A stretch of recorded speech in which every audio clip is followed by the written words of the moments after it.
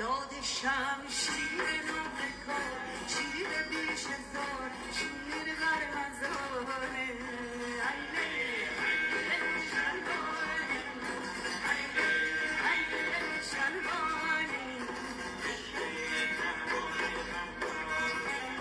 چه بازی زندگانی جوونان قلعه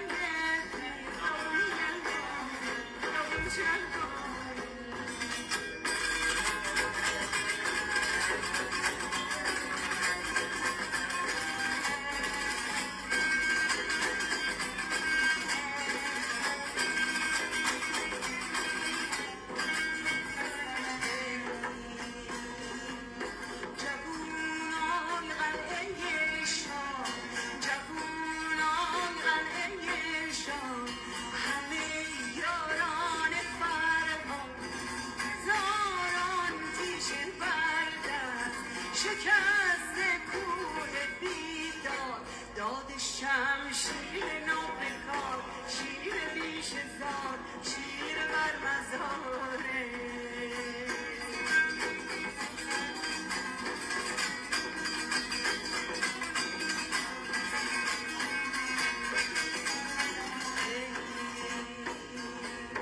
جوونای قلعه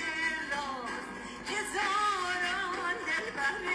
ناز، همش در انتظارم بیان روزی به پیش باز. راز شمشیر نوبکار، شیر بیش زار، شیر بر مزاره. که گل بازی بهاره، خدا دیر باغ داره. چمن از شوق فریاد، گلستان بهاره. برق شمشیر نوبکار، شیر بیش زار، شیر بر مزاره. هیله هیله شربانی، هیله هیله شربانی. آی چه دلتنگ زندگانی، غم عشق و شادمانی. جوونای قلعه پیر، هیله هیله شربانی. شمشیر نوبکار، شیر بیش زار، شیر بر مزاره.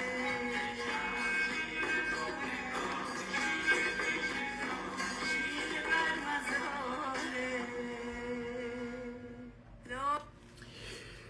خب اما لسردمێکە ئەژین کە قەرنە 21ەمە کۆمەڵێ گۆڕانکاری جدی لەسەر ژیان مرۆڤ دروست بووگە کە لە ژیان تەکتەکە ئێمەمانانە تەئسیری دانیاگە هەر لە پەرتەوازەیمان تا سەراسەر دنیا تا ئینقلابێکە لە عەرسەی سۆشیال میدیا و لە عەرسەی فەزای سایبرا کریاگە. هەروە کە ئەوێنن تەمامە چەمکەکانە دنیای کۆن ئمڕۆ تەوەقوعێکی تریان لێکرێت. گەرچی ئێمە چەمکەکان هێشتا هەروەکو خۆی وەکار ئەوەین، وەلێ تەمام ئەمانە گۆڕانکاریەکی بنیادینیان وەسەر هاتکەوە دنیای ئەمڕۆ هیچێکی شکڵە 20 ساڵ لەمەوبەر نییە. ناڵسوکەوتی نەڕووداوەکانی نە ئەو شتانەی کە تەوەقع ئەکرێت کە ڕوو بدات بە گوێرەی ئەزمون و تەجروبە. سەرەتای ئەووەڵ لە چەمکە کورد دەست پێ بکەین و پرسیارە گەورە، ئایا ئێمە نەتەوەی کوردین؟ لەکوێ نەتەوەی کوردین؟ دەم سەروبەندە وا ڕۆژهەڵاتە ناوەڕاست شێویاگە. ئێوە کامە جم و جۆڵ ئەوێنن لە ناوە نەتەوەی کووردا؟ مەسەڵەن تۆ بۆنەیەکە دەست بەناوە نەورۆز، خەڵکت بۆ هانەدەن، خەڵکت بۆ ئەوەنە دەرەوە هەڵپەکەی پێکەن و زۆریش بە درێژەی تاریخە متەئەخرە معاسر ئیدعاکەی بە قسە ئیدعاکەی شتێکت بەناوە نەتەوەی کورد هەست. ئەم نەتەوەی کوردن نە ناسنامەی هەست، نە موسساتی هەست، نە هێزە گشتی هەست، نە ئەدەبیاتێکی تایبەتی هەست. مەسەڵەن تۆ هیچ جۆرە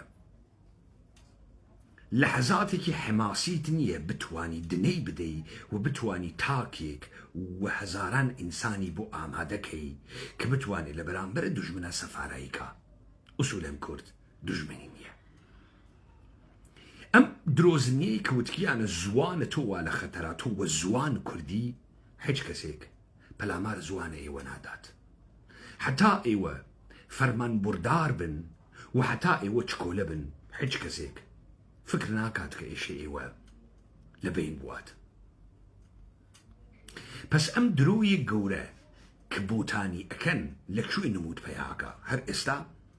تەواو سەرزەمینە کوردەوە دەرگیرە جەنگێکی درێژ داوێنە و بە ئەحتماڵە فرە ئێمە هیچ مۆدێلێک لە جەنگ ناناسین و نازانین جەنگ چه شکلیە. کە نازانین جەنگ چه شکلیە ئێوە ئیشی سوالێ لە خۆتان بکەن تەمامە ئەوانەی وا ئەوێنن ئەم سەرزەمینە کوردەوارە دەرگیرە جەنگە کامە ئەدەبیاتە حیماسی ئەوێنن کە ورەیە تاکە کۆمەلگا بەرزۆکاتۆ ورەیەکی تۆقی و ورەیەکی دۆڕا و ورەیەکی پاسیڤی نەبێت. دەست هەڵگرن لە کۆمەڵی شانۆگەری کە ئێمە چاومان پێکەوت لە کوردستانە سووریە بە شەقامەکانە سلەیمانیوە بە کورواسە باق و بریق و کوردە ئەلەکی نمایشتان کرد و داستانەکەیش بە جێهێشتنە سووریە بوو و بێ مقاومە یەک فیشەک مەأموریەت لە سووریە تەواو بوو. ئەلبەتە ئێمە لە دنیای ئەمڕۆ کە گۆڕانکاریەکان تەئسیری دانیاگە سەر ژیانە تاکە کەسیمان هیچ کامیشمان بە دوێرەی ئەوەی کە خۆمان نە بە مەرجە ئەزانین نەگلەیمان لەسەر ئەکەوێ دانیشتگین و دیار قەدەرە گشتیوە گشتی خوێڕی بوێت خوێڕی بوون عیب نییە. گشتی تێ هەڵبدرێت تێ هەڵدار بوون عیب نییە. بەڵام هەر لە دنیای ئەمڕوا کە ژیانەکەن مەسەڵەن کە گەرەکتانە بڕۆن لە بانکێک کا قەرز بکەن ئێعتباریان لە ئێوە گەرەکە سابقەی ژیانە تاکە کەسی لە کەسابەتکردن و کارکردنیان لێتان گەرەکە. مەسەڵەن کە گەرەکتانە بڕۆن لەسەر مسابقەی ئەسپێ لەسەر مسابقەی فوتباڵێک شەرتبەندی بکەن وەکو ئەم جامە جەهانیە مۆندیال و قەوڵ خۆتان ئێشێ تۆ بازیە فوتباڵ بناسی مرەبی تیمەکان بناسی ئێشێ تۆ قەواعدە بازیە فوتباڵ بناسی ستارەکانە تیمەکان بناسی بازیەکانە پێشووتر و بازیەکانە ئایندەیان بەناسینە ڕەقیبیان پێشبینی بکەی تا تۆ بتوانی شەرتبەندی بکەی لە فوتباڵە یا بە قەوڵە خۆتان هاندەرە ئەملاوی یا هاندەرە ئەولا. سوالە بەسە کە تۆ لە ژێر ناوە شتێکی دروستانە بەناوە نەتەوەیی کورد مێژوویەک لە ئەعتبارت مێژووی شکستە. هیچ کەسێ لەسەر تۆ سەرمایە گوزاری ناکات تەنانەت خۆتیش نایکەی چون تۆ شکستە خواردە. شکست بۆ تۆ عیب و عار نییە هیچ خوسرانێکی تیا نییە. تەنانەت بەدەیان هەزار نەفەریشت لێ بکوژن بەتاڵیکەن ڕۆحی بدزن تۆ ئەوەڵین کەسێکی خۆت پێ ئەکەنی وە خۆت وەکو هەڵەبجە وەکو ئەنفال وەکو ساڵە 57 تۆ خۆت پێ ئەکەنی وە خۆت چون لەسەرە ناکەوی. کێ لەسەرە بخات؟ کامە مەجلسە گەورەکانت هەست تۆ مەجلسە پیرانت هەست مەجلسە پیران پێی بەر بخوا ئەوەی بەناوە کورد قسەکە لە ژێر ناوە مؤسساتە ئێوە بەناوە حیزب و پارلەمان و حکوومەتە ئەقلیمە کوردستان مشتێ تێ هەڵدریاگن و ئەدەبیاتە تەسلیم و حیزی تەزریقەکەنە ناوە جامعە. ئێمە نۆکەرە دنیاین ئێمە گایریاگە دنیاین ئێمە ئیشە دەسماڵەوە دەسوین ئێمە ئیشە بزانین زلهێزەکان چیمان پێیەکەن ئێمە فرە زۆڵین بتوانین لە ناوە زلهێزەکانە بمێنین و کەچی ناویشمان کوردە قارەمانە. سەیرە میدیاکانە کوردستانە عێراق بکەن حاڵە دووەیەک ئەخوا لە تڕەهات و کەرەکەرە ئەم میدیانە لە ئەدەبیاتە قسەکردنیان تۆ وایتە ناوە جەنگا حاڵیتە. ئۆکەی ئیستا تۆ وایتە ناوە جەنگا چەندێک لە ئێوەمانان کڵاستان دانیاگە شەڕە شاری بزانن چەندێکتان چەندێک لەو پێشمەرگە قنپانانتانە هاتگن خەڵکیان فێر کردگە کە ئەگەر لە جێگەیەکە گیریان خوارد پەلاماردریان بتوانن لخویان دفاعکن چنێک لە ئێوە تاکتیک و استراتیژیهای مختلف شەڕ شاری ئەزانن چەند نەفەر لە ئێوە لە ناوە شارە سلێمانی ئەزانی جێگەگە لە استراتیژیکە شارە سلێمانی وا لەکوێ ئێوە فکرەکەن ئەگەر دەوڵەتی ئێرانی بۆتان بێتە ناوە چیتان پێکا چ جوانە کوردی قسەکەی ڕۆژی سەلام ئاغاجیان کاری پێت نییە بازرگان تەڵافرۆش قاچاقچی هاوردەکەر پوڵ کەڵەکەکەر وە گیانە خۆتان تاڵانتانەکەن تاڵانتانەکەن تاڵانە ماڵ و حاڵتانەکەن لە ژێرە ناوە بەشداریکردنن لەگەڵ دوژمنە ئەمریکایی بەشداریکردنە لەگەڵ تەجزیە تەڵاب تاڵانتانەکەن بەمە فکرتان نەکردووە کە تاڵانتانەکەن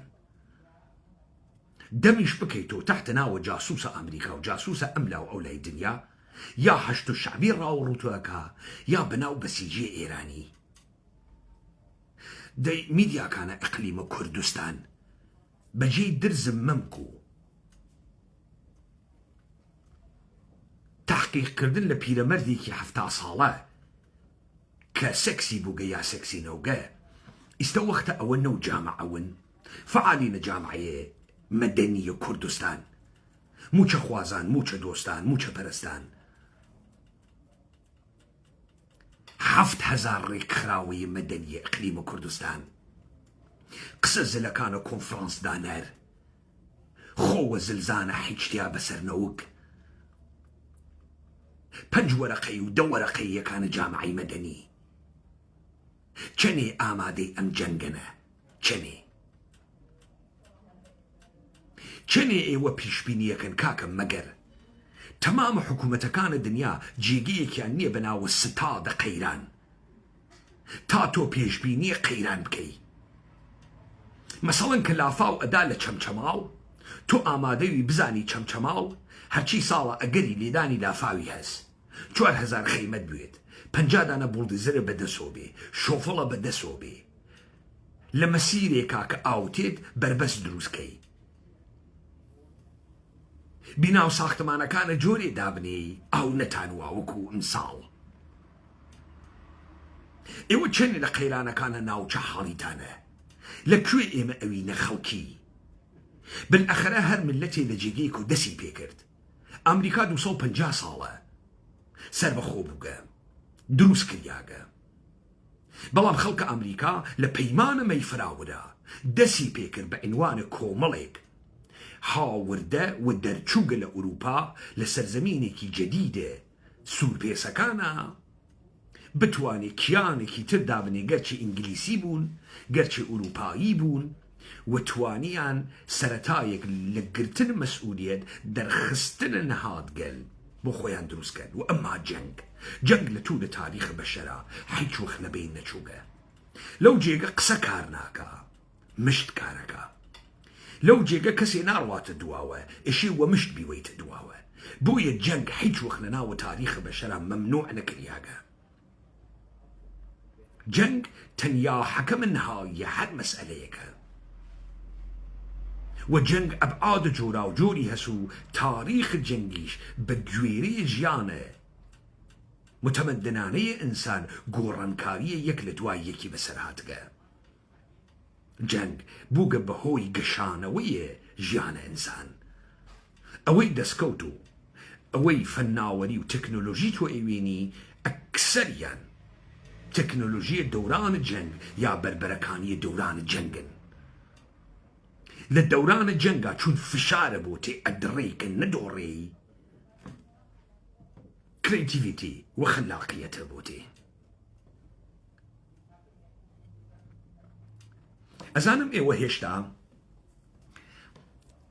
ئەزانم ئێوە هێشتا لە ئیمکاناتێکە لە دنیای ئەمڕۆ کەوت کە سەبەردەستان و کەڵکی لێوە بگرن و سنەتێک و عرفێکی بۆ دابنێن ئاگادار نین متوەجێ نین با من لەگران نیشانەیەک بەمەدەستان حکوومەتە هەرێمە کوردستان وە شەقە ئەمریکا ئیشی بڕوات شەڕە ئێران و ئیشی بڕوات تا لە نەمایش جەنگا وەکو ئەحمەد شەرع فتح تاران دروستکەن یا بە شێوەیەکی درێژخاین شعلەکانت جەنگ لەناو منتەقە هەر ڕۆژێک لە قەبایەکا دەربێرن تا تەواوە ناوچەکە دەرگیرە ئەم جریانە جەنگاکەن. سوال ئەم تێ هەڵدریاگە فاسد گەلەی بەچکە ئیتلاعاتیە بەناو ئەحزابە کوردە ئێرانی ئێوە دیکتانە لە تەلەڤیزیۆنێکا چوار سلوودە ئینقلابیان بوێت؟ ئەم فاسد گەلە وا ئێژن نفوزیان هەز لەناوە کوردستانە ئێرانە کە بەقەدەر ئەوەیانە نفوز نییە کاریان بوو گەسۆ کارهایە پوڵ هەناردن و هەماهەنگی لەگەڵ دەستگاکانە ئیتلاعاتیە ئێرانە ئایا لە خلالە پەنجمانگە ڕابردوو بە ئەدەبیاتە شۆڕژگێڕانە حماسەتە خەڵکیان هەڵساندەگە؟ تلویزیۆنێکیان دروست کردگە 24 ساعتە سرود وێت شعر وێت حماسە وێت خۆ ئامادەکردنە بۆ ڕاپەڕین وێت دروستیان کردەگە؟ نا. ئەی چۆن ئەمانە ئیدعا ئەکەن کە لە خەتم مەرزی و ئەڕۆنە ئەودی و بە فەرمانە ئەمریکا ئەڕۆنە ئەودی و بە فەرمانە ئیسرائیل بە فەرمانە ئێران هاوکاریە هەرسێکەیانە؟ کاکە تۆ ئێژی ئێران تۆ مەجبور ئەوی ئەم زوانە وا پێ بکەی دەنا ئێران 1001 بازیگەری واتیە حەجێکی تیا یەکدەست نییە هەروە تۆ لە ناوە بنەماڵەکە تا 2000 ئیلتیجای جۆرا و جۆرە واتیە تۆ مەجبوری سادەی بکەی دەی ئەمانە هیچ ئامادەکاریەکیان نەکردگە هیچ وەرەی ئینقلابی هیچ محتەوایەکیان نییە هیچ ئینسانە گیانبازێکیان تیان یە کاکە تۆ کۆمەڵی خەڵکت دروست کردگە پەیڕەوی لە زاتی هەدێنویستیە حەزوە مەسکردنەکە حەزوە هەڵپڕکەکردنەکە حەزوە چێژبردن لە لەحزە لەحزەیە ژیانی ئەکا چێژ غەریزیەک کە لە ڕێگەی لەشەوە ممکنە غەریزەی لەشی تۆ ئەمەت هانداگە تۆ ئەمەت لە چواردەهەی ڕابردوو هانداگە دە ئیستە کێ حازرە دەست لەمە هەڵگرێ کێ بۆ کامە بەها ئەحساسە مەسئولیەت ئەکا کێ کامە چیرۆکە هاو بەشی پێ باوەڕە تا لە پێناوە ئەمە خۆ بدۆڕێنێ ئەزیزیان تۆ ئوردوگا بنێ کەنار خەڵکە برسی و بێچارە نووس و بێهومێد و لە ناوە تەواوە کۆمەلگای بەشەریە ئینسانی وە تا دڵە گەرەکوێ مەوجودە ئەوە نەبوو داعش هێزی لێگرتن ئەوە نەبوو ئەفغانستان هێزی لێگرتن ئەوە نییە لە تەواوە نقاتە دنیا ئینسانە پێپەتی نانێ بخەیتە بەری چەکی ئەتوانی بیتە دەسی ئەوە نییە کارتەلەکانە مەوادە مخەدەر لە مکزیکۆ تا کۆلۆمبیا بەدەیان هەزار خەڵکە ئەمریکای لاتین ئەوە ناوە کارتەلەکانیان و نەهایەت و وەفاداری و شەڕکەریان لە فرۆشە مەوادە مخەدەر پێ ئەەکەن ئێوە بۆ پێتان وایە ئەمە ئەعجازە عەجیبێ کە تۆ کەرەستە لە بەرتاوێ کۆمەڵی خەڵکی سوا و برسی و تێ هەڵدریا و فاسد لەبین بووی کورە واسە ئاغەگیان یەک ئستسنایتیان نییە بۆ ناڕۆنە دواوە ئێوە مەشهورتەرینە جەریانە فاسدتان پێکاکاسوانیە حەپە ئۆجالان نیوە خواس وانیە هەپۆئیستن وانیە ژن ژیان ئازادی نوانیە کەنیشکەکانە خۆرەتاون وانیە 150,000 دانە نیروی مسەلحیان بوو من دیبەیتهای مختلفم لە مانگە 12 2024 هەست کە هەر لەو لەحزەوە ئێوە نازانن چه اتفاقێکەکەی و میدیاکانە هەرێمە کوردستانتان ئەیان و خلافاوە خوێن هەڵەسی و ئەحمەد شەرع نامێنێت و وانە ئەم قسانە نییە من لەوێ وتم ئێوە یەک نەفەرتان تەنانەت پەیڕەوە ئەم دروشمانە نییە کە ئەیدات یەک نەفەرتان ئێوە نایژن ئەم عەزای ئەم حیزبانە ئینسان های خاسێکن دەی ئەگەر کەسێ ژن ژینۆلۆژی بیوردایەتە ئەوێ یەک دانە کەنیشک یەک دانە لە 150,000 نەفەر یەک دانە خاسە یەک دانە کەنیشک نەترازیە وە قەناسە با لە ئەحمەد شەرع بیکوژێت یا چوو بێت ئەحمەد شەرع بکوژێ بیگرن بووگە تۆ 150,000 نەفەر کەنیشک دروست کە ئیدعا بکەی ژن ژینۆلۆژی ئازادیە ئەمانە تەکە خاکە ئیزدواجیان کردگە لە وەختە ئەوەی کە ئەحمەدە شەرعە فاسدە سەلەفیە پیاک سەربەر بە قەوڵ خۆتان چەتە ئەوێ تۆ حاکمە سووریە دانێکیان نەترازی بڕوا بیکوژێ یەک دانەیان يعني ايوه كويرن كرن خوتانا كانوا احمق نادانن 50 دولارين وشوين الجمعة اقرين بزانن لكوي باش تويش ادري تو خوتي تي قلتيني فرق ترسي انسان واقعي ويد كركاك تو دارم ياقي تو كاول بوغي استيجا بازيكي قورة دسي بيكرقا حتى أرواتا برو قولت روي بازيك لسر دا بوشين أيبيك بو دولة إيراني بو إيالات متحدة أمريكا دسي بيكرقا أما جنگ ورد بري منطقة جنگ قري بازيقر جوراو جوري تيتيد بلانقر جوراو جوري تيتيد ولم بلانا ايوه شواتيا ايوه بيتان وايكا ليتان ناقوميت اوكي ايوه با بيتان وابي ليتان ناقومياغا ولي ليتان ناقوميت ام قسانا من بوكي كم بو كسانيك بردنق منوغن تماما مصالانا هرچي دانيشتي هرچي كار نكر هرچي فساد كرد بو دركو دانا داني قسكانا من راس بو اوام دراويش تكر كبيستم دي حل استوى اقر بفكر خوت نبي اقر حل استوى بفكر خوت نبي آمادوي كخوت بمينيتو جنو منالا بمينيتو لم تفلتونا بونا خراو اللي اقوميت لبي خبران كشكك صلواتو عمدن خوت دي وبي خوري عمدن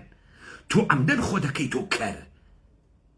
تو عمدن ايجي لسرم ناكوي تزوي حاجري تدسو يجي خواب ما باريزي خو ناو باريزي خو بوتو باريزي فرج تقشني كي بو باريزي بو خوانا بودنكا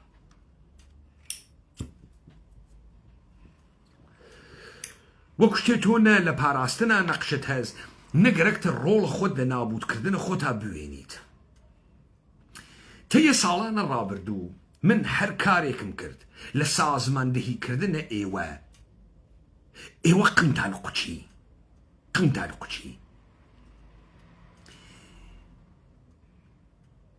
ايوه بيتان وايا ببلانا بشت بردو بوزعيتي كوانتيا ايونو بازيك اونو چون ايوه فرجيرن ديبا من بيتان بيجم تي ديبيت هايو گذشته تو اگر بعنوان هيزا بروكسي امريكا بروي تبرو ايشي كومالي تبليغات بو بكن بيجم تو قارماني دي من نوشت خلق بيت بيجي قارماني تو نيي من نمهشت حماية بيشمرقت كس وكو كليشة سيديكا بي وابي امر رولي ضد صوزة جانباز قارمان مردمة من سابتم كبيشمرقي تو دزة فاسدة بداي كوباوكا بي باورة بي ايدز بي ارمانة كابراكي مجبوري معاش خوي 50 دولاري تا 200 دولارية حج كسي نايت استقبالي حج كسي شابلاي بولي نادات حفتيكيش لهر شاريكا بمينيتو وشق دراكن چون ماهية تو اناسن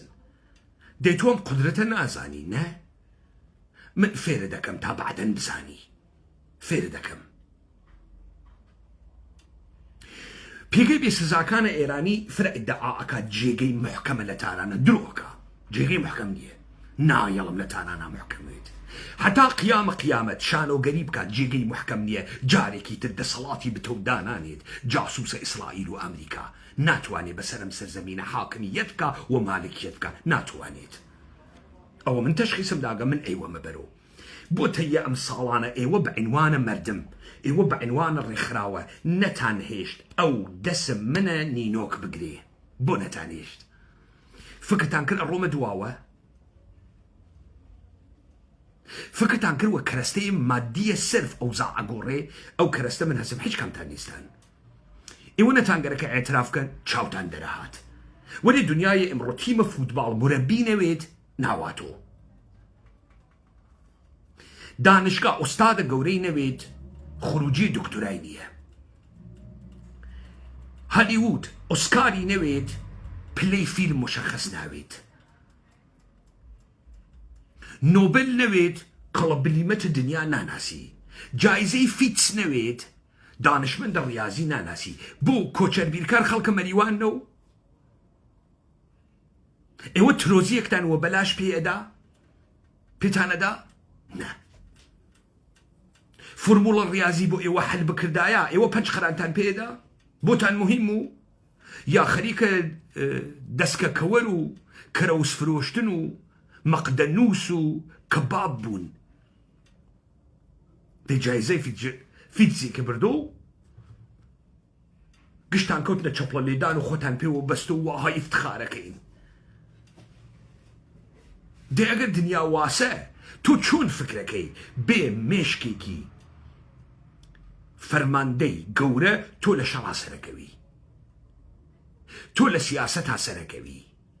چۆن فکرەکەی تۆ بە کەرەستە؟ تەمامە کەرەستەی دنیات بێت ڕۆژ دوای چیرۆکت گەرەکە، تەمامە کەرەستەی دنیات بێ ڕۆژ دوای چیرۆکت گەرەکە. تارانیش بگریت ئیشی بێژی چکارەی لەگرا، ئیشی بێژی کێ هاوردکتی، کوڕە کێی، چۆن گەیگیتە ئەگرا، چۆن لیاقەتە تەس حکوومەت بکەی، بە چ دەلیلێکۆ؟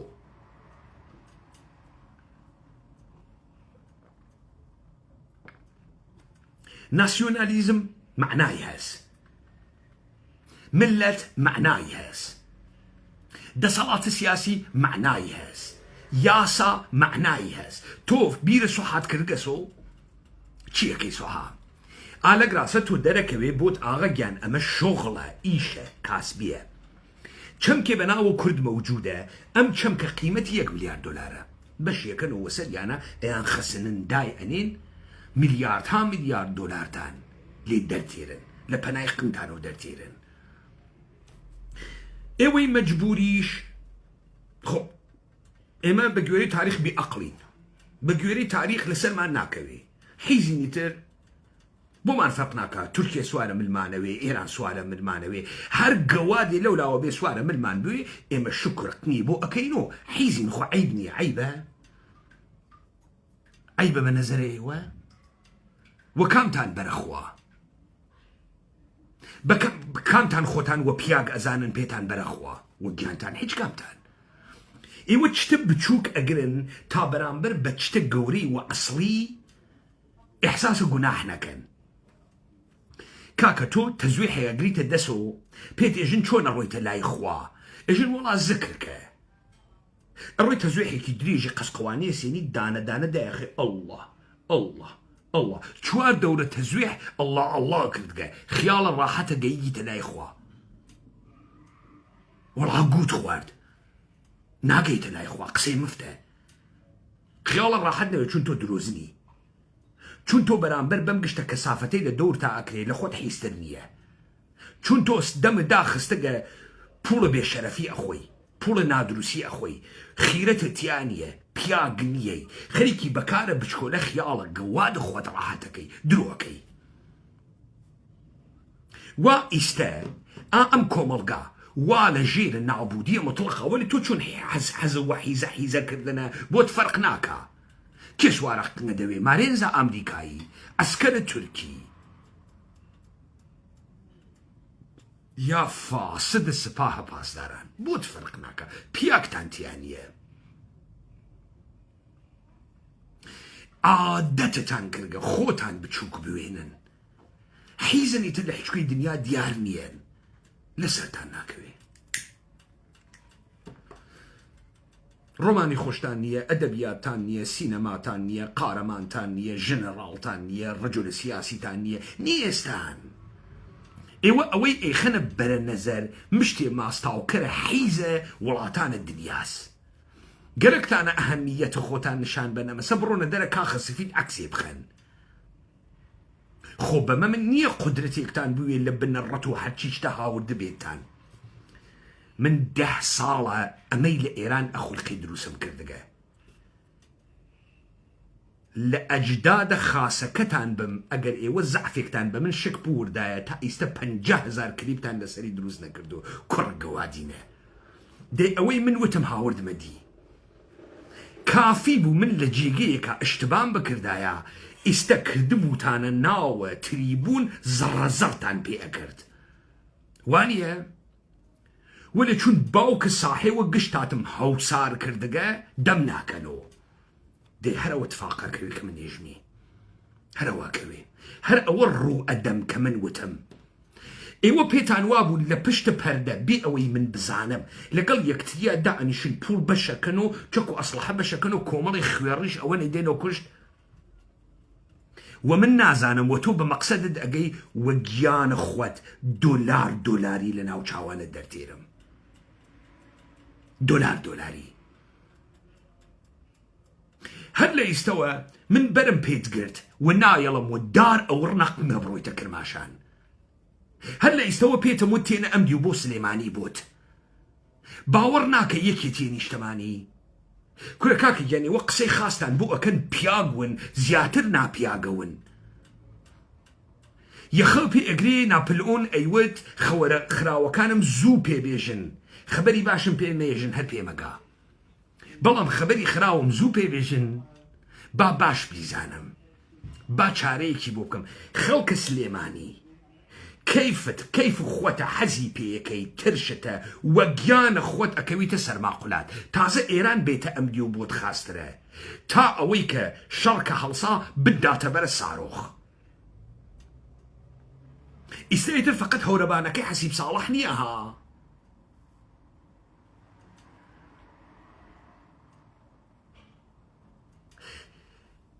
ايوه بيتان وابو ام بازيه هروابو تان الراتبرو بيتان وابو بتقا كردنو كومالي فشا كردن تحت الناو بيجمرقية حيز بوتانا چيتا برو دايما او بري مردمي مديتان سن دمامك واقعية ومليدا من هلا استوى وتمشي اقوميت ايوه اقر بياقون الرون فكري وحال خوتانك هر كامشتان وام صالانا لمن منتفع بوغن الرون بو خوتان بو منالتان بو جنتان دوري يكتري كونو دس لفساد هلقرن هر كسي فلطفلتي قلبنا ناو الدميا روج التنانا لما خراوترتان وسرناي وقيانتان وسرتانتي نودو يكتان لبيرنية نودو ششتان لبيرنية لبيرتانية بيتوايا خكنا قرسوغة تكان ناتواني بخوي 2014 وارە بیرتانە کۆچ و کڵفەت دەرەچوون کاکەگیان تو بوو متوجه نیەی شەڕ وا ئەڕواتە بەرەوە تۆ مەجبوری وە تێئەکەوی و ئیشێ تێتخەن و تێت ئەخەن بۆ ئەمە ڕساڵەت ئینسانی و ئێمە ئێژێت هەچی ملەتە هەچی ئیمپراتۆریە گەورەکانە لە ساتە وەختە تاریخیا بە عیدەیەک دەست پێەکەن شەڕ بەشە خەیریشی واتیە کۆمەڵێ لە ئێوە زیندوو بوون و خۆتان بەنە دەمی یەکتری بەشکەم لەم فەسادە درۆزنانەتانە دەست هەڵگرن ئێستا وەختێکی فیشەک جەمکەن نەوە دەسە ئەم حیزبە فاسد گەلەمانە وانە نەهایەتی ئەربابە ئەمریکاییشیان واتەکا دەوڵەتە ئێرانیشیان واتەکا و ئەزانەیە وەحی چێ نازان ئەوان فرە زۆڵن جا هەر کە بووە جاسوس و قەح بەباب و ئەزانێتە لە خۆی زۆڵتر و حرامزادەتر نییە جاسوسە حیز چون ئەو تەکە ئەمریکا ارتباتی هەست تەکە سپای پازداران ارتباتی هەست تەکە ئێران ارتباتی هەست ئەمانە وە یەکۆ دانیشتن حەدیان کردە وە یەکۆ دانیشتن حەدیان کرد لە مەیدانە قنەت و ئەدڕن و ئەیدڕن تو أقل نية أمانة تحليل كي تو أقل نية بفامي تشيت وسرتيرن خيرك والك يواتشيان قرك تو جاسوس أحمقيكي بقيانتان أواني واننا وبارتي ويكيتيا يكيان بياجي كيتيانية يك ليك كرترن يك ليك أحمقترن كاك دلتان بو حج كاميان نسوتيت حقي خويا نتيلا بورنقنيان وأورنقنيان أم بجك حيزة دهاتيان خويا فرو جيرة زانن هار بوغن خوانيان لي غورياغا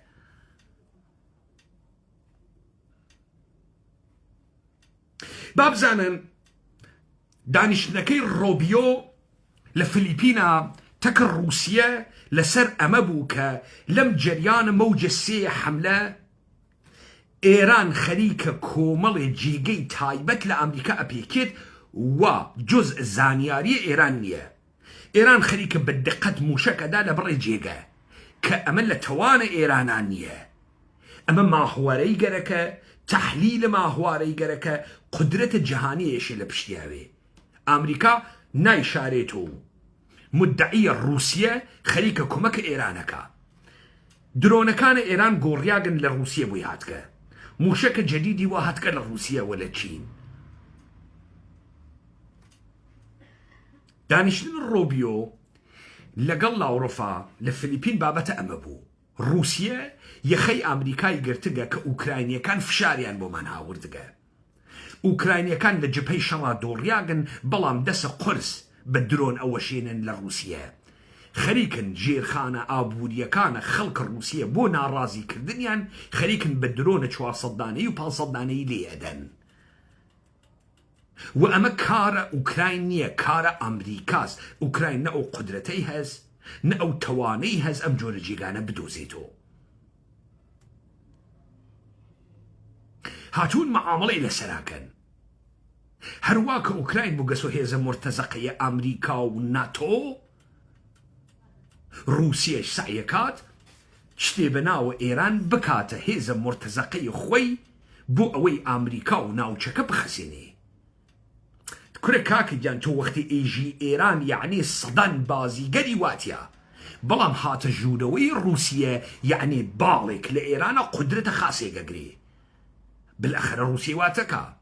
تشاك امكانات تسليحات فرماندهية نظامي استراتيجية دروست نظامي ولا بردسا هلنا واو ايران كوماليكيش قشت فريان سرو امريكان اما بي ايجن شرنا وخوي دخالة زلهيزة كان لم وسط الشر أكيشيت بنجرة وبنجرة سرچاوي چكو تقمنيش تواو ناويت جروب لدواي جروب سردرديري قرباي قنا قشت تانتي وأقلين فريقتان حل سرتاوى نامينين چون فقط شر كردنيا ومالا شر كردني شنيان بلكو هبون استراتيجية هبون فرماندهية تعريف كردنوية بيانية كو كردنوية ام فزاي شلوخة تيجيشتن لم قشت الزرموزار مسا هر امانية در نتيجة جنگ وارد فازي كتير اوي اصلا ربطي بمنية بيويسينن نيويسينن بيويسينن اما جنگ تواو ناوي اگر يوس شرح صالي ايران وعراق تان نبينية كإيجن ايران وعراق 8 صال شريان كرد يعني 24 عمليات نظاميان كرد وقلنا ما بقي هنا سندريان كردو في شكل كلاشنكوف الاول وبو اول في شكل كلاشنكوف الاول وبو اول حكينا بو 24 دانا عمليات نظاميان كرد بووتيان 8 صال شر هجوم النظامي ام شره وام جنگه ده هقل بردوامه تا قيافي جوري كيتر لسرزمين كردان دربيرن تمام اوانيك ام دنگا اشنفن اوانيك يار منو اوانيك مخفيانا ياروغنو اوانيك لخوف الرجاوغن وقتي سي فكري وحال خوتان بكن من التماسك مني لايوه بيكمها تشاوتان درهات من ناتوانم دس لجتيك اي زانم حلقرم نايجرو مدواوة او نيشم بين نجات بدري ورزقار بكري لدور خومي هالم كنا من ازانم ايوه وقت تشاوتان دربي لتاوة حسودية خريكا قنتانا دري هر من ايوه مو هر من سر اكوم شو من دنق حقم قوة قول باوك اولتا اخرتان اما نبوية ايجم بياني اي كتمنا او تشاوتان باوركة يلاتان تي ورم شو من مقصانيش من لسوريا كذبوتان وكو قحبر وين نما يجدان وكو جنديش شو نمال دانيشتن ولي امدح فوق جان تاقنتان هلا تكينن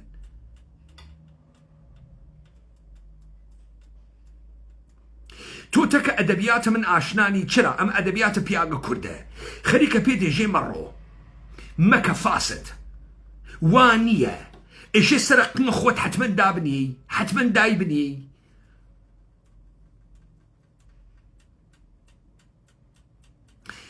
ايش حر اصرار بيو توي ديهاتي دواكوتقي فاسد شتا مهميكي حج قويقنيي حجيقنيي بو قبولناك حجيقنيي مجولي قوابوك مجولي تخ مسق مجولي هیچ گویەک نییە مەجوڵێ سەگ باب.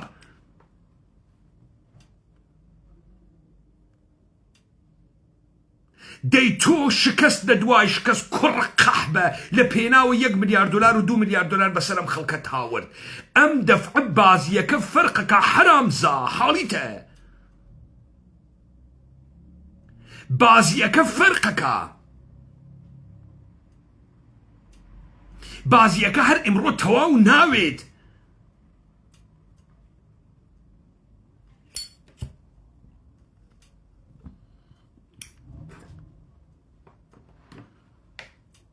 هەر کەس فرە پێی بەرە خوات هەر ملەیە سەختە بڕوا بیگرێت. دابزانم خیرەتتان واتیە پیاکتان واتیە. بابا ئێوە فەرهەنگە کوردیشتان لەبیر چووکە پیاکتانتیا نەماگە. کەس خۆی وە پیاک نازانێت.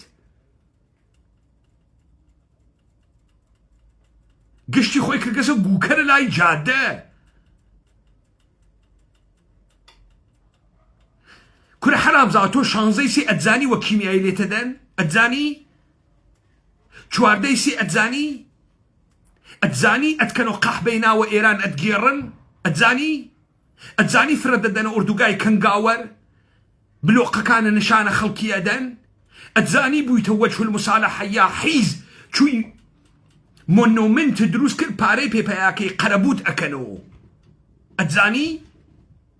نەدەزانی. یعنی تۆ کەی گەرەکتە بزانی؟ کەی گەرەکتە بزانی و دابێژی دەسە بێ دەسەڵات بوو بەخوا نەمانەزانی و دەی چی بکەین و کزۆڵ و تێ هەڵدریاکین. خوێ ڕئیستە وەختێسی فیشەک جەمکەن. وەختێسی خۆتان بەنە دەمە یەکتریوە. وەختێسی لەبارە دەرمانی و ئاگاتان لە یەکتریوی ئەمە جەنگە. وەختێسی تهدید لە خۆتان و دوورکەنەوە بتوانن داڵدەی خۆتان بن. وەختێسی فێری ئاگرکردنەوە بوون. وەختێسی بتوانن نانساجی بکەن. وەختێسی بتوانن دەخڵودانە خۆتان تەمین کەن. وەختێسی ئەگەر لە جنوب و پەلامارتانە دەن لە شمال و پەلامارتانە دەن ئینسان بمێنێنەوە حیز نەون سوارە قنتان بوون.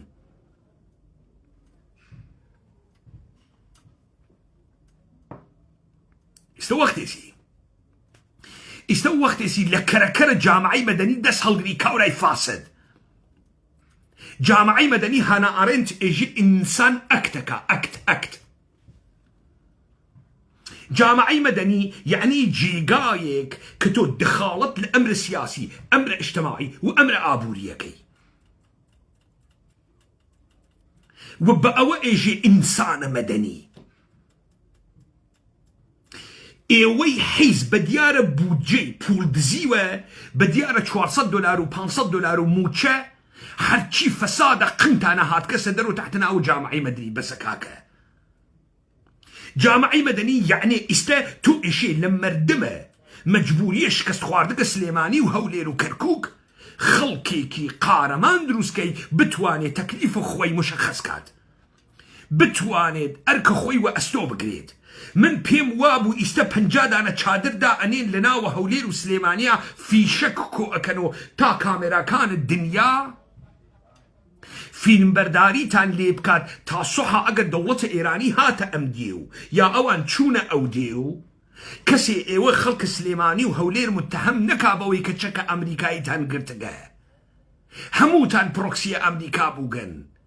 بەڵکو ئەگەر تۆوە سیمینۆفێ خەڵکی تەقەکەی سیمینۆفێکە کە فڵانە پیرە پیاوە خەڵکەڕانیە تەقدیمی کردگە وە شۆڕشە خەڵکی وە مقاومەتە خەڵکی مەشیایە ئیستە بەرەیە تەبلیغیە جەهانی حزورە حەشیمەتە کوردی بوێنیایە کە ئامادەیە بەرگری کردنە لە خۆی وە هێشتنەوەی خۆی هەست. دەخۆ فریا ناکەون لە گون برژاندن لە سلێمانی، فریاکەون لە دەستپەڕێدان بە بەرامبەری یەکتری و لە کۆنفرانس گەلێ ڕووناک بیریان لە سلێمانی فریاکەون. خۆ منم قسانیش بە وەختە خۆی کرد لە عەفرینە وا لە بیرتانە وەکو قەحبە بۆ عەفرین هەڵتانە خستۆ. ئیستە چی؟ لە خايي أحمد شعبون خوشة وڵا ئەو جۆرەشە نەوفکرمانە کرد ئەحمەد شەڕ کوڕە خاسەس ئەرێ ئەی بۆ گوتانە خوارد 14 ساڵ پوڵتان دەرەهاورد مرتزەقە بوون هێزە پرۆکسی بوون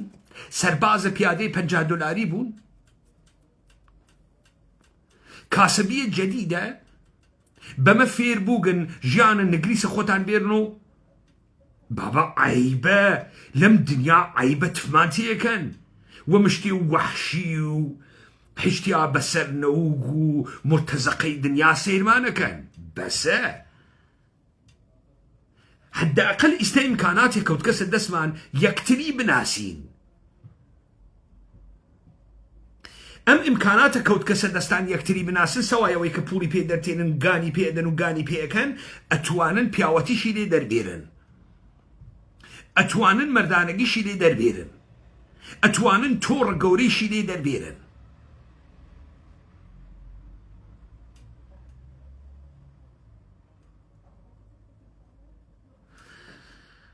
ئەمانە وت بۆتان با بزانن وە گیانە خۆتان معاملەی ئێران ئەمریکا ئیسرائیل بۆ وەکار هاوردنە ئەم کوردە بۆگەنە سەتە یەکێتی و پارتیشی واتیە وە شەقیش یەکێتی و پارتیەکەنە ئەو دیو بارە ئەوەڵ نەچوون ئیستە وە شەقیانکەنە ئەو دیو وە گیانە خۆیان نەچنە ئەو دیو بەرازەکە ئەکە نەقنیان وەگیانە خۆیان نەچن ئەو دی و هەرچی پوڵ دزیدیانە لە ئەوروپا و ئەمریکا بلۆکیەکە ئێشە بڕۆن ئەو دی و یا بۆیان تێنام دی و تۆ فکرەکەی ئەم درۆنانە ئەیگرن تێتان لێتان ئەدەن ئەم شتە خەریکن هەر لە بەرۆ خۆشەی ئەەکەن بەرە بەوری بۆ ئەماڵن و حاڵیتە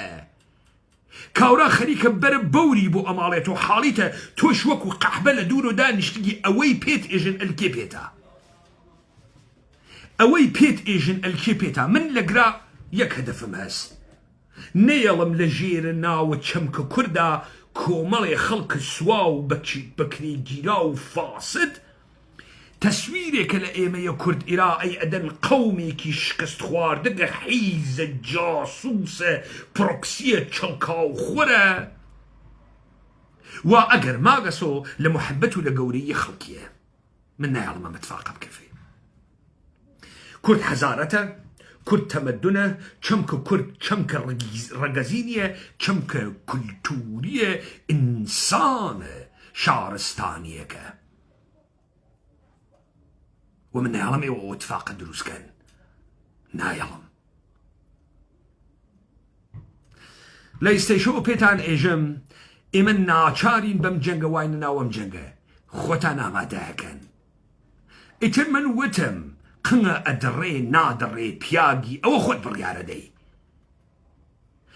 وەلی منم قسانە کە ئەمڕۆ کردم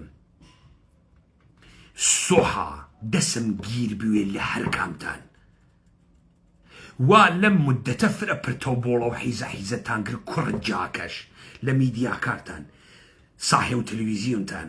لە فەعالە جامعەی مەدەنی حیزتان لە قەڵەم و دەستان لە کۆنە حیزە حیزبیتان لە سەرانە حیزبیتان لە مەسئولینتان خوا وەکیڵە چگم لێتان گیر بوێت هەڵتانە دەڕم چون من فرە محاولەم کرد ئێوە پیاگون بابەنەوە تۆبەیە نەسوحکەن و فکرە نەخۆتان ون کوڕە قەحبە فرە گەرمت بە جێگەهای جاسووسیە فرە گەرمی بە 5 وەرەقە و 6 وەرەقە و 4 وەرەقە هەر ئەو 4 وەرەقە سەرت دائەنێت هەر ئەو 4 وەرەقە دائەنێ فاسد دادەنێت ئێوە 10 ساڵە هەر گەرەکتانە بەرە من بگرن من حەدای کە ساحێوە ئێوە کرپیەوە وەسم هەر ئەتان شکێنم کوڕە حیزە بەچکە فاسد بەناوە کورد باز جاسووسکە لە هەرچی مەیدانە ئەمنیەتیە من ئەم خەڵکە تێرم و لە دڵە ئەم خەڵکیژە هێزە ئینقلابی دەرتێرم خەڵکێک دروست ئەەکەم وا لیاقەت و حکوومەتی بەم خاوەنە میانە بوێت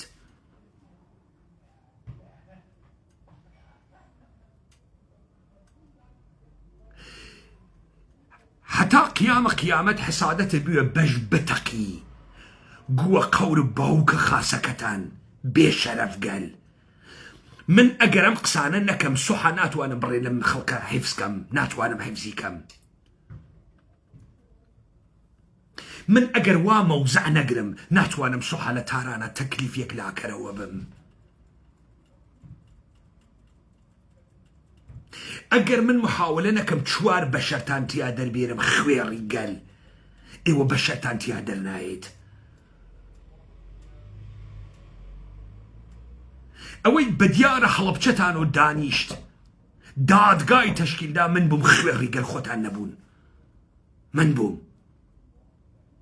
بابایە کرماشانی من بووم لە تاوە گون برژاندنە فریای هیچێ ناکەون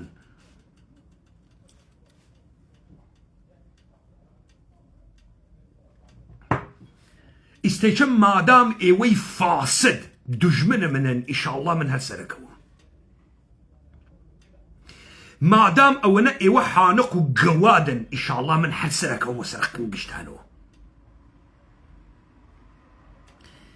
لەم دەقیقەوە بەبعد شروع ئەکەن بە جەمکردنە فیشەک و ئەسلحە لەم دەقیقەوە بەبعد ئەگەڕێن کۆمەڵە پیای خاص ئەدۆزنۆ شەڕ ناو شار ئەزانێت لەم دەقیقەوە بەبعد ئێوە جێگەهای ئستراتیژیکە شارە خۆتان ئەناسن لەم دەقیقەوە بەبعد ئامادە ئەون لە هەر کات و ساتێکە پەیوەندیە عیدەیەکتان تەکە عیدەیەکتان ممکن بێ ئەوێ تۆ ڕۆم و خەزایەک ئەوێ تۆ خاڵۆتێکە و لالۆ بخۆیە سەگ ساحێ و خۆی ناناسێت لەم وەسەتە هەر ئێوە لە ئیستەوە خۆتان ئامادە نەکردوێت اتفاق گەلێ قەشەنگێ بوو خۆتان ناکەوێ بوو خۆتان من ڕووی دەمم لە ئەکسەریەت نییە ئەگەر زۆرتان بوو ئەتوانن عیدەیەکیش بپارێزن لە ڕێی خوا و مولوی پێغەمەر لە ڕێی خوا و غیرەتە مەردانەی خۆتان وەلێ ئەوەتانە ئەوەنە وزەیتی ئاماگە فکرێ و حەڵق نەخۆی بکە پەس بە شوێنە تەبینکردن و بەدەست هاوردنە کەرەستەی مادی ئەوەن وەکو ئەسڵحە بڕنەوی شوێ خاسە سیمینوفی شوێ خاسە تفەنگە سەرپڕی شوێ ساچمەزەنی شوێ خاسە تفەنگوێ لە دەستاناوێ فیشەک کو ئەکەنۆ لە دەرگای ماڵە خەڵکی شانداگە 10 فیشەک و 15 فیشەک لە خەڵکی کۆ ئەکەنۆ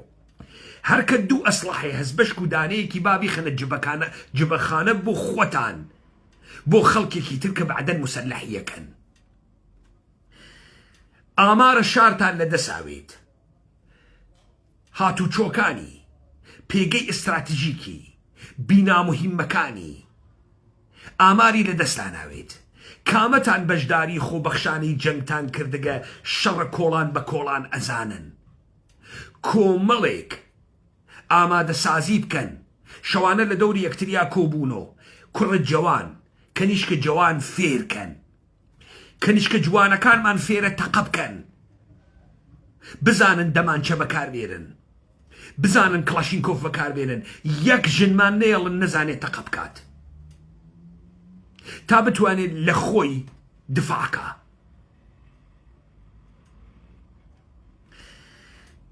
محاولە بکەن لە کۆمەڵی لەم شارانە کۆمەڵی چادر دابنێن با دنیا بوێنی ئێوەیش خەڵکن با لە بەرەی تەبلیغاتی جیهانی و شتێکیش بەناوە خەڵکە کورد مەوجود وێ دنیا پەلامارمان با خەڵکە کوردێکیش بوێت کە ئیرادەیەکی هەست ئەگرا ئیستە و وەختە سەلیقەی سیاسی نییە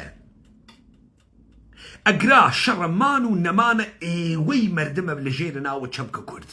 دنیا گەلە کۆمە ئەکا کورد حیسکایەوە حیز نەون کۆمەڵێ تەمهیدات بگرن با نەقۆمێت ئەگەریش قۆمیە ئامادەیون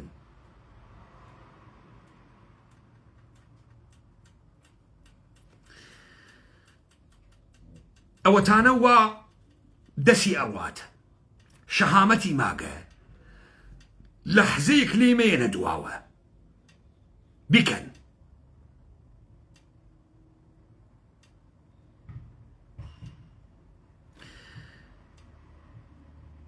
جێگەی خۆشاردنەوە چەکشاردنەوە دابنين ملتي تشكي لدسانا مينيت تشكا عقلي نوي تشكا إيماني نوي تشكا مادي نوي تجاوزي بيكن خيرتكانتان دري بيرن بيتكينن توزي الرياضة وخيرتان بكن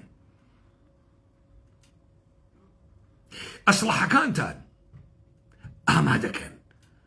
شوێنی شاردنەوەی ئەسلحە و جەبەخانەتان بوێت ڕاوڕوت نەکەن مەکەونە دزیکردن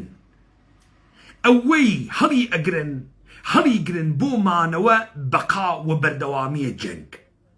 مێڵن حیچێ دەسێ دوژمن کەوێ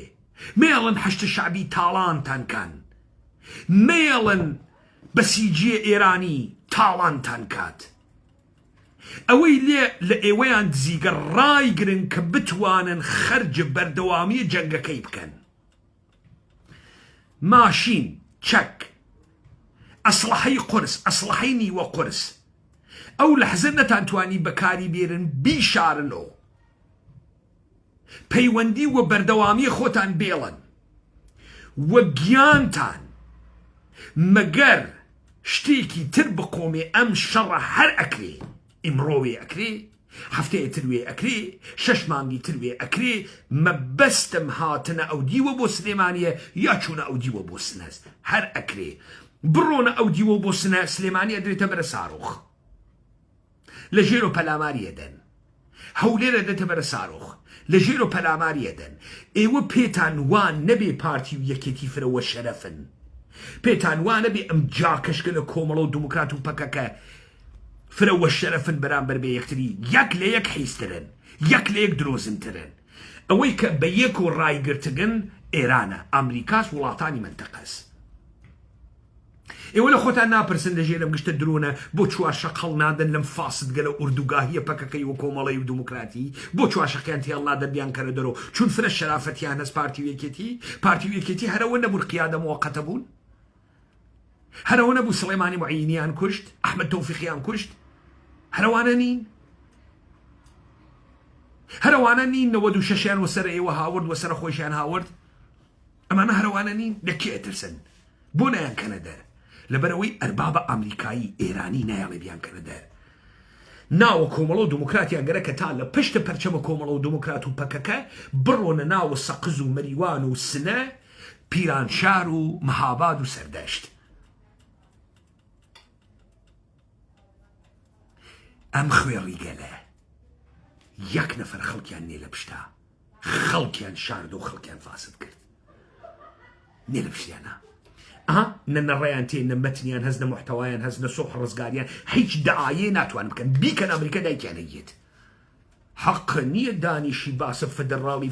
بکەی کوڕە خوێڕی چێوەکە باسینە $100 وە مەتاران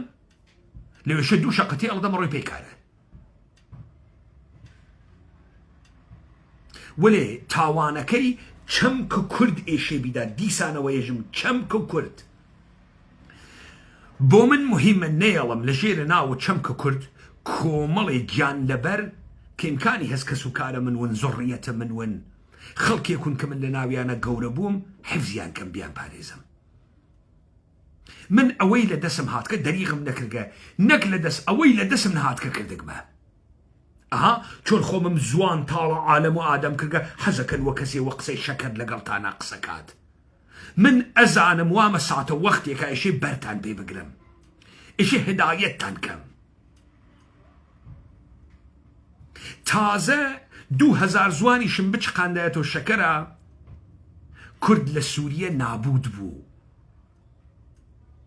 محاولم کرد نفوزم لە سووریە نەبوو دێر هاتم تەمامە کەرەستەیە من کە مهمترین کەرەستەس لەم دنیا بدوێت باوەڕە ئینقلابیە وجود خۆتە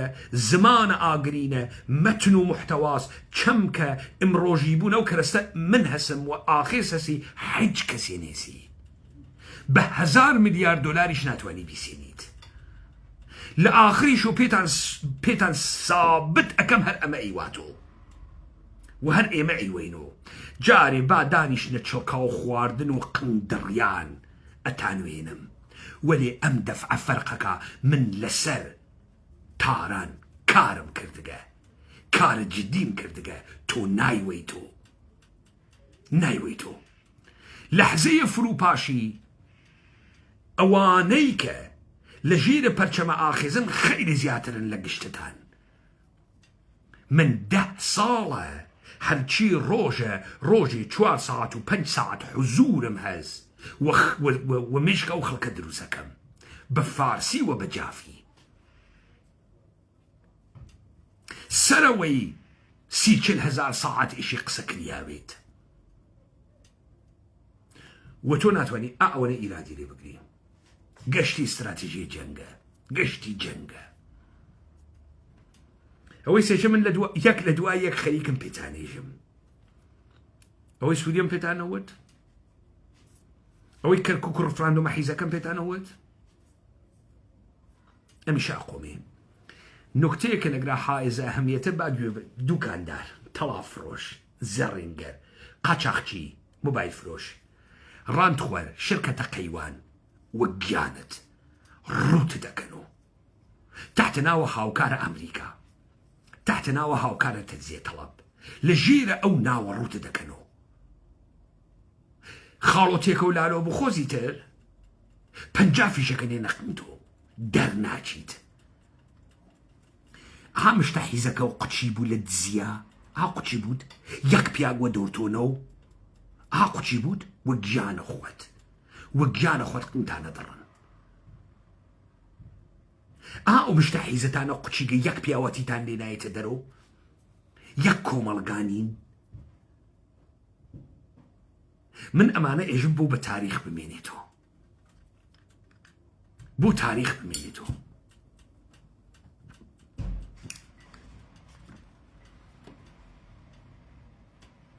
مەگەر یارانە من فریاتان کەون مەگەر یارانە من داڵدەتان بن من هەر لە ئیستەوە خەیرە مطلقم بۆ ئێوە هەر لە ئیستەوە ئامادەتانەکەم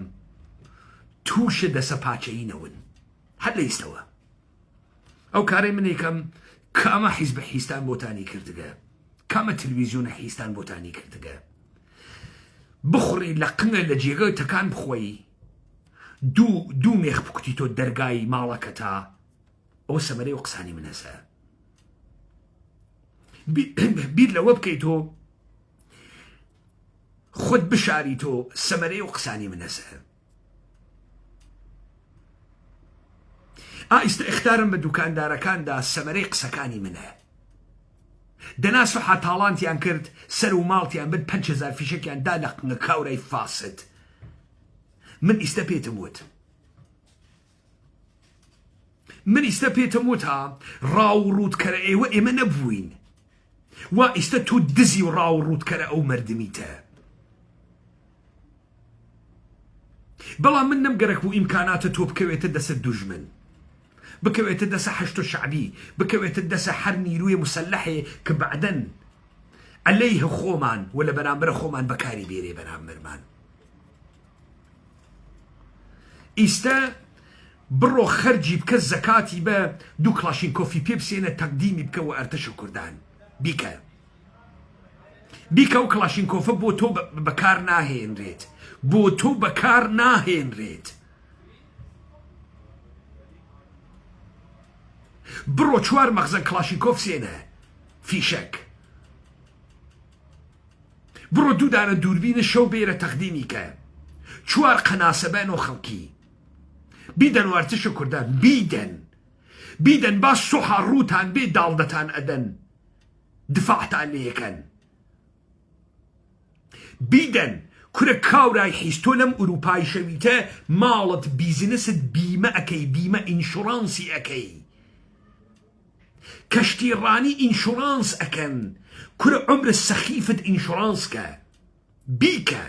بۆ ئەوە نە ئەحمەقن بۆ ئەو نەکەرن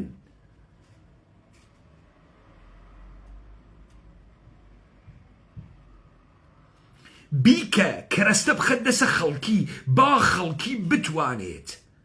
دفاع لێ بکە مشت مەقچن کەلاشینکۆفە خەڵکی بۆ خستنە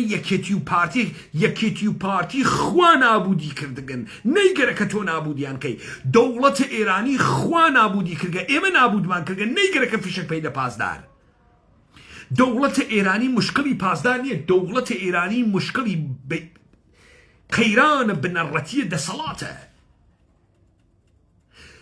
بەرگێکی تازە ناتوانێ وە بەرە خۆی کا ناکرێ نایەڵین من ئەزانم ئێوە ئەمانە نافامن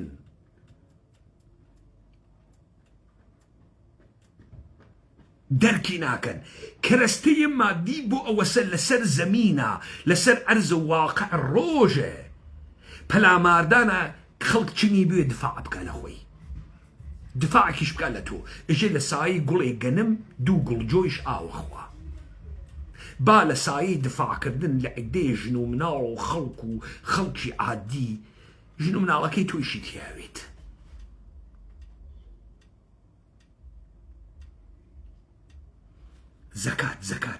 زەکاتە بە شەربوونتان بن زەکات وە بزانە عمرە چووگی فاست دەفتەرێ دولار بۆ تۆ حەچی دروست ناکە 3 ماشینە دەستدانەیەکی بە خزمەتە ئەرتش مەردمی بیدە تا بیمارستانە سەحرایی دروستکەن تا 4 دانە نرس استخدام بکەن خۆ بەخشانە بتوانن بەس ژیانی تامینکە نانی پێبن ئاوی پێبن کۆمەڵێ دارو کۆ بکەنەوە بتانوێت ئەنتیبیۆتیکتان بوێت داروهای عفونەتە ژنانتان بوێت ژن زوو تووشە عفونەتەوێ بتانوێت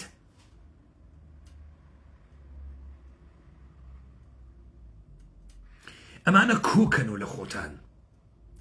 ئەوە تانە ئەتوانێ کۆمەڵێ پانە لە خورشیدی دابنێ بید لە پانە لە خورشیدی بکەن کورە خۆتان ئامادەکەن ئێمە واینە ناوە 2-3 جەنگا بفەهمن ئەوە لە وەزعیەتە ئاوا میلەتی زیندوو ئەبێت و مؤسسات وردە مەعنا پەیا ئەکا تۆ لە هاوکاریکردنە تەکی یەکتریان مەعنا ئەدەی ئێمە هیچ محتەوایەکی ئیسمی نیە نێوە حاڵیتانە ئێمە جەریانێکی محاولەکەرین بۆ دروستکردن هێزە گشتی نمود پەیاکات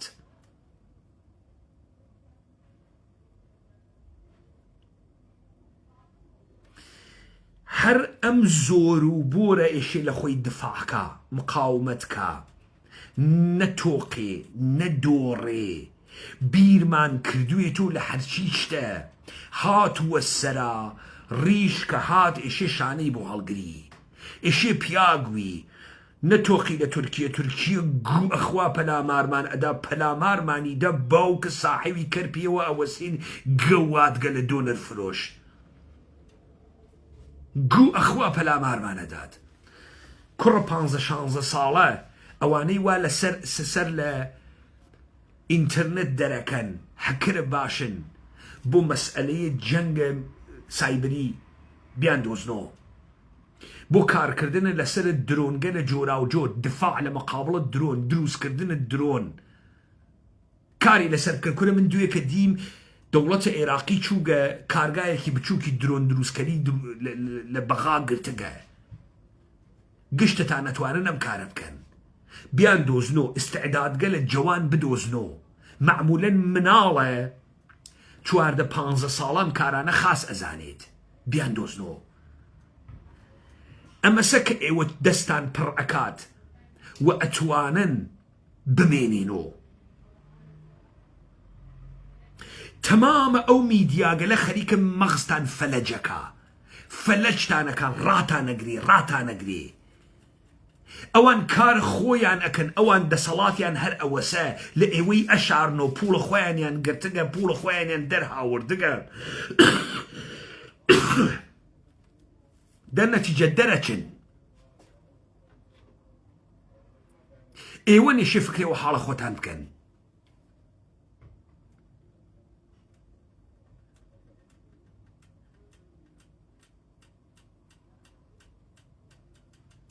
ئێوە ئێشێ بتوانن دەرمانێ بۆ خۆتان بدۆزنەوە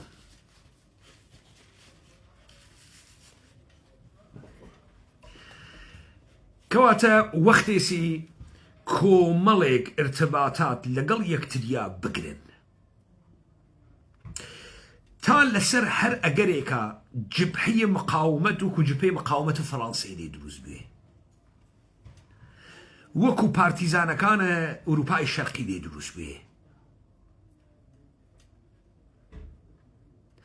ئێوە بتوانن سرعەت و تەخریبە هەرچیشتە تۆزێ بێن نەخوار حتا ئەگەر بەم حرەکەتەی کە ئێکرن بەر بگرن بە تموح دوشمن لە کاولکردن ئێوە حەشت و شەعبی ئێشێ بزانێت لە لای ئێوە وەڵکام نییە ئەو ناتوانێ بتان تۆقێنێ و تەحەداتان لێ بکە ناتوانێت ئەو پەیامە بە حزورە مەردمی و دروستکردنە بەرەیە مەردمی بیدەن